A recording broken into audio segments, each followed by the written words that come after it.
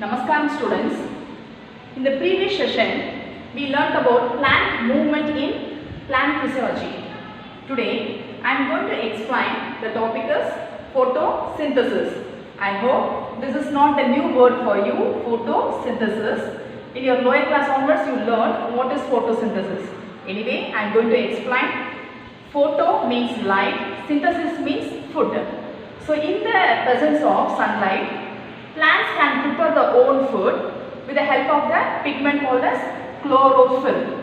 So, this process is called as photosynthesis. So, to do the photosynthesis, sunlight, plant contain the chlorophyll, and here light energy is converted into the chemical energy. This chemical energy is to be stored in the form of glucose and other organic molecules. So, this is the process of photosynthesis. So, again I am recalling the definition. The photosynthesis can take place only by the green living organism. You and me and other animals like plant and cow, dog, certainly it is not possible to do the photosynthesis because they have the green pigments. The name of the pigment is chlorophyll. Sometimes some bacteria also they can do the such kind of chlorophyll. Instead of this chlorophyll, they have to call as bacteriochlorophyll. In case the plant means we have to call as chlorophyll. If the same chlorophyll if it is present in the bacteria means we have to call bacteria chlorophyll. So from that, I hope you all understand the process of photosynthesis. Conversion of light energy into the chemical energy. So green plants make their own food with the help of sunlight, chlorophyll, and main important thing is the water. So as a result, it can convert it to the chemical energy. So this is the overall equation of photosynthesis. 6 molecules of carbon dioxide and 6 molecules of water in the presence of sunlight and chlorophyll. The food product is called as the organic molecule. Glucose is formed. In addition to that, during the process of photosynthesis, 6 molecules of oxygen is released and we can use this for the respiration process. But human beings, we can take oxygen but we are releasing the carbon dioxide. This carbon dioxide is utilized by the plant and it can release the oxygen. So this is the psychological reaction which takes place in the environment. So 6 molecules of carbon dioxide are converted into the 6 molecules of oxygen. As a result, our ecological balance should be maintained. So next we have to see about whether the plants can do the photosynthesis or not by means of simple experiment. Now you have to take one potted plant. Whatever the plant which is available in your home, you can take it and you have to de-starch the plant. What do you mean by de-starch?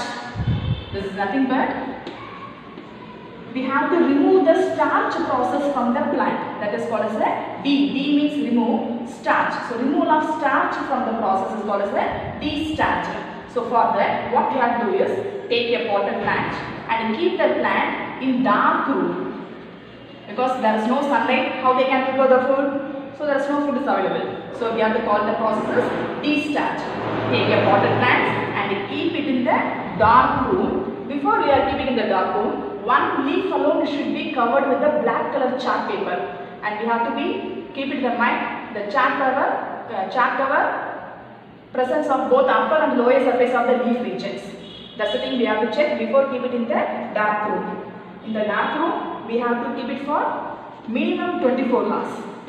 Then after that, we have to take the potted plant and keep it in the sunlight. The covered region as it is, we have to keep it. Then after 6 to 8 hours of duration, 24 hours we have to keep it in the dark room. After that, we have to keep it in the 6 to 8 hours of sunlight as it is without any disturbance. Then we can find out some interesting reaction which has happened in this leaf as well as the another leaf. First we have to plug the leaf and keep it immersed in the alcohol. This is very much. We have to plug the leaf from the plant and insert it into the alcohol. It may be ethyl alcohol or methyl alcohol and what are the alcohol which is available in our lab. Then after that, we have to add iodine solution. After immersing with the alcohol, if you have added the iodine solution, this leaf cannot change this into the dark brown in color or dark blue in color. Why? Whereas if you take the healthy leaf which is exposed to the sunlight, again immersed in alcohol plus iodine, this leaf can show the dark blue or brownish in color or blackish in color. What's the difference between these two types of variegated leaves? This leaf, both the leaves before the process is started, it is present in the sunlight, but if you keep it under the dark room, it is also fully covered, but in the dark room also it is expressed. Again it is kept in the sunlight direction. The dark room, again this leaf is the dark in nature, whereas this leaf, it is exposed to the sunlight. So they can get the sunlight and they have the chlorophyll pigment, and in the presence of carbon dioxide, they can prepare their own food. So the name of the food is called as the starch. If the leaf having the starch, it is converted into the dark bluish in color. If they don't have the dark brown in color, it is always present in the blackish in color. It is always present, there is no characteristic color, it is changed. So this experiment shows that food is essential for photosynthesis, which is helpful only in the presence of sunlight. So sunlight is essential for doing the photosynthesis. So this is the experimentally proved experiment. And next we are moving on to the next process in plant physiology is called as a transpiration.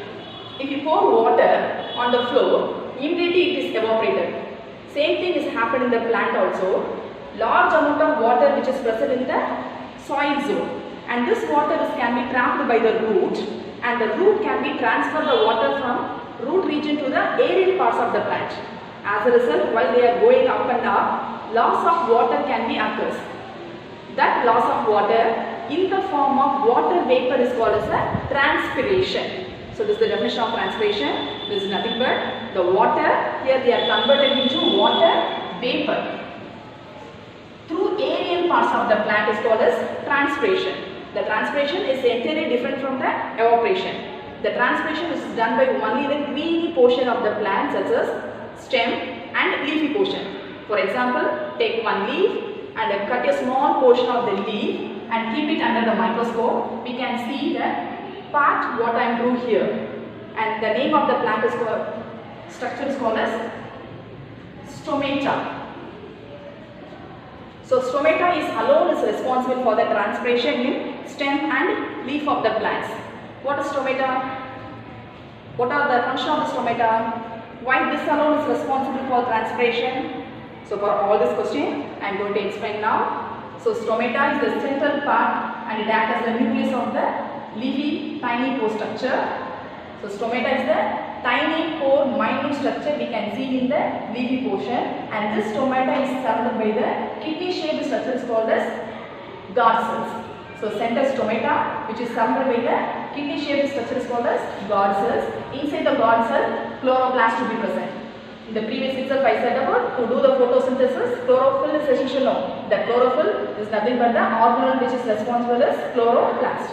So guard cell contain the chloroplast, nucleus and vacuoles to be present.